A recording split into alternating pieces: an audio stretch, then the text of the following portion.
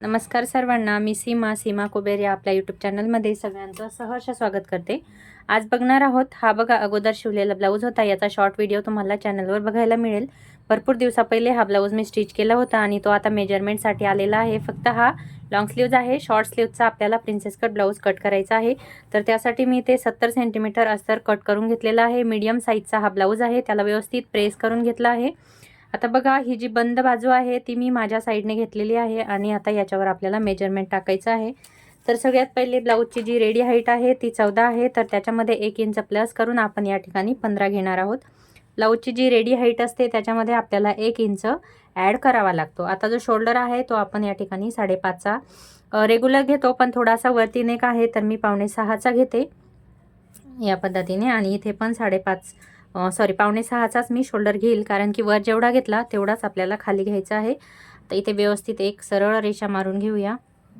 मुंढ्याला आकार देताना इथे 6 वरती आपण आर्महोलचा आकार देणार आहे. तुम्ही पाहिजे त्या पद्धतीने जसा मेजरमेंटचा ब्लाऊज असेल तो ठेवून पण हा मुंढ्याचा आकार व्यवस्थित देऊ शकता. बघा, आर्महोलचा आकार या ठिकाणी झालेला आहे. आता ब्लाऊजचं जे मेजरमेंट आहे त्याच्यावरती माप घेऊन आपण चेस्ट फिटिंग टाकून घेणार आहोत. तर बघा, या पद्धतीने जास्त याला ओढायचं नाही. 7.5 वर इथे 8.5 वरच इथे चेस्ट फिटिंग येते आहे. तर ते जशास तसं आपण या ठिकाणी टाकून घेऊ. 7.5 वरती 2 इंच शिलाई मार्जिन घेणार आहोत. या पद्धतीने इथे सरळ रेषा आखून घेऊ आणि आर्महोलचा जो शेप आहे तो आपण फक्त 1 इंचावरती देऊन घेणार आहोत. तर त्या अगोदर याची जी वेस्ट आहे त्याचा आपण एक मेजरमेंट काढून घेऊया. बघा, हुक आपण पॅक केलेली आहे. या ठिकाणी मी हुक पॅक केलेली आहे आणि या पद्धतीने ब्लाऊजचं मेजरमेंट आपल्याला घ्यायचं आहे. आता हे जवळपास 14 येत आहे. तर 14चा अर्धा भाग 7 इंचावरती आपल्याला कमरेच्या भागासाठी इथे एक निशाण टाकून घ्यायचा आणि समोर 3 इंचाचा शिलाई मार्जिन घ्यायचा आहे. आता 3 इंच म्हणजे हा 2 इंचाचा शिलाई मार्जिन असतो आणि 1 इंच जो असतो तो टक्स पॉईंट आपण ज्यावेळेस देतो बॅक साईडला, तर त्याच्यासाठीचं हे मेजरमेंट असतं. आता इथे सरळ एक रेषा ड्रॉ करून घेऊ. आता इथे आपल्याला आर्महोलला शेप द्यायचा आहे. आता मेजरमेंटचा जो मापाचा ब्लाऊज आहे त्याचं काम संपलं. आता इथे व्यवस्थित गोलाकारमध्ये शेप देऊन घ्यायचा या पद्धतीने आणि लगेच हा जो बॅक पार्ट आहे याची आपण कटिंग करून घेऊया. आणि याच बॅक पार्टवरून आपल्याला फ्रंट पार्ट काढायचा आहे. तर चला, याची मी लगेच कटिंग करून घेते. ब्लाऊजला या पेपर कटिंग वगैरे काहीही गरज नाही. जसा मेजरमेंटचा ब्लाऊज आहे तसं मेजरमेंट टाकून बॅक पार्टवरून आपल्याला फ्रंट पार्ट कट करायचा आहे. फक्त टक्स देताना थोडंसं व्यवस्थित लक्ष द्यायचं. टक्सवरच पूर्ण ब्लाऊजची फिटिंग असते. आता स्लीव्जसाठी बघा, या पद्धतीने कपडा जो होता हा बघा डबल आहे हा कपडा आणि याला मी परत एकदा फोल्ड करून घेते या पद्धतीने. आता इथे खाली एक अर्धा इंचावरती रेषा ड्रॉ करून घेऊ, जेणेकरून अस्तरचा हा जो खालचा कपडा खालीवर असतो तो येणार नाही, म्हणजे व्यवस्थित आपली स्लीव्ज येईल. 3.5ची स्लीव्ज रेडी पाहिजे, तर 1 इंच वाढवून 4.5 या ठिकाणी मी घेणार आहे. इथे 4.5 वर एक बॉक्स तयार करून घेऊया आणि 2.5 इंचावरती एक सरळ रेषा आखून घेऊया. हा 2.5 इंच कशाला, तर आपल्याला जी स्लीव्ज ज्यावेळेस आपण शेप देतो त्यासाठी. आता चेस्टची फिटिंग 7.5 आहे. तर इथे आपल्याला त्याच्यामध्ये अर्धा इंच कमी करायचं, 1 इंच कमी करायचं आहे. 7.5 वरती चेस्ट फिटिंग आहे, तर 7.5 वरती आपल्याला स्लीव्जला आकार द्यायचा आहे.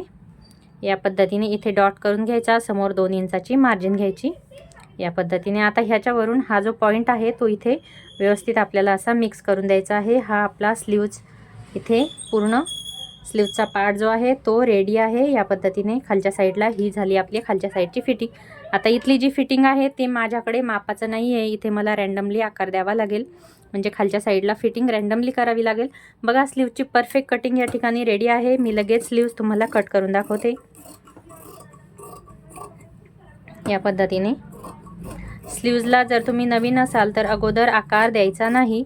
जो फ्रंट पार्टचा आकार असतो तो अगोदर द्यायचा नाही, म्हणजे नंतर ना खूप कन्फ्यूज होऊन जातं बॅक पार्ट आणि फ्रंट पार्टचं. आता इथे आपली फिटिंग आहे, तर इथे आपण छोटासा एक कट देऊन घेऊ, जेणेकरून आपल्या लगेच लक्षात येईल. आणि हा मिड पॉईंटला पण मी कट दिलेला आहे.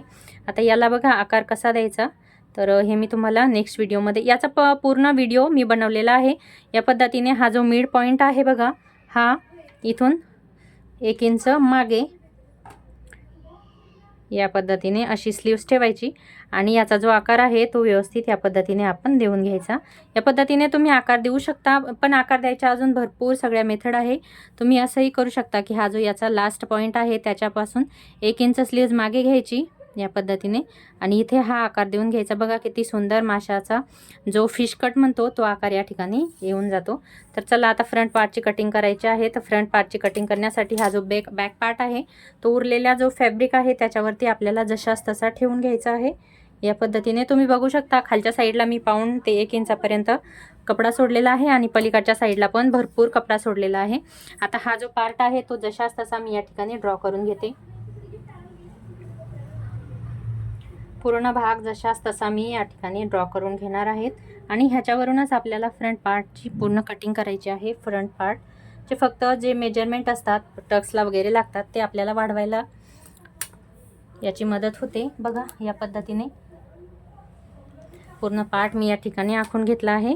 सगळ्यात पहिले आर्महोलला शेप देऊन घेऊया। सगळ्यात पहिले आर्महोलला शेप देऊन घ्यायचा जेणेकरून नंतर हे लक्षात ठेवायचं आपल्याला काम राहत नाही।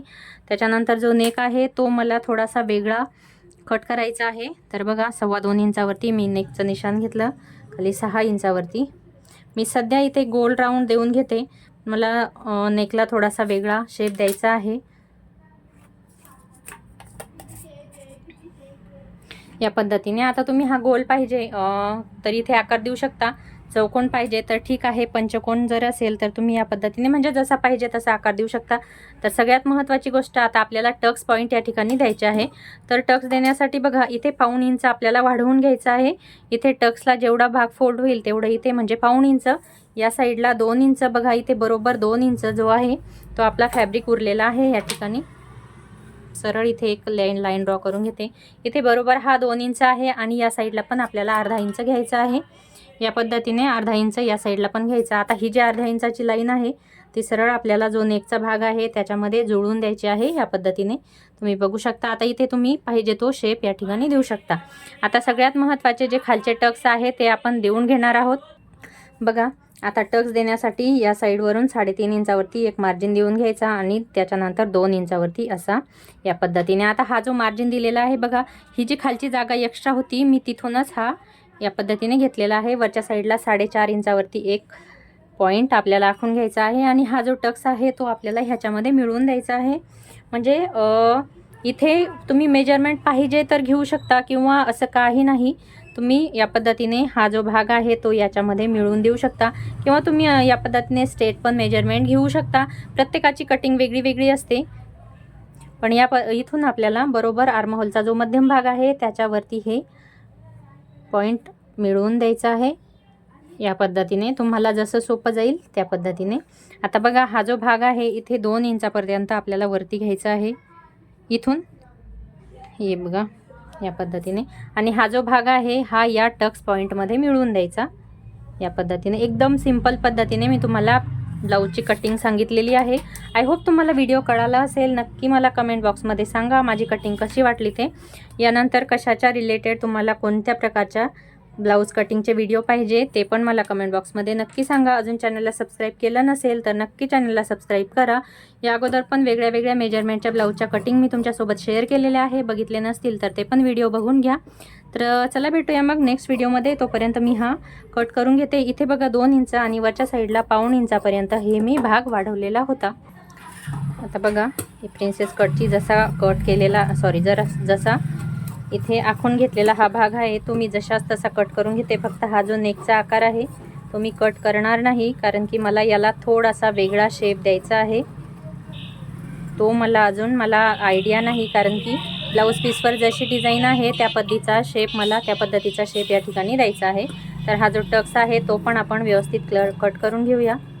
या पद्धतीने हा जो टक्स आहे खूप छान खोलगट भाग येतो जर व्यवस्थित तुम्ही मेजरमेंट टाकून जर टक्स पॉईंट कट केले तर। बघा